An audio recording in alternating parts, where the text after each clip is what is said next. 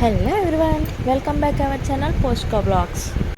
చాలా రోజుల నుంచి మేకడ స్టాక్ అయితే ఉండిపోయిందని చెప్పి ఈ రోజు నెయ్యి చేసేసుకుందాం అని ప్రోగ్రామ్ అయితే పెట్టేసుకున్నాం. ఇదైతే మిక్సీలో అయినా ఆడుకోవచ్చు, లేకపోతే చల్లకవంత అయినా చిలుక్కోవచ్చు.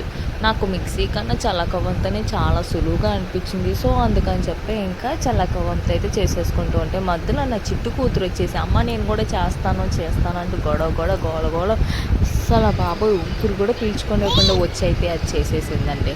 అమ్మ నేను కూడా వెన్నపోసి చేస్తానమ్మా, ప్లీజ్ అమ్మ అని చెప్పి అని బ్రతిలాడింది అనుకుంటున్నారా?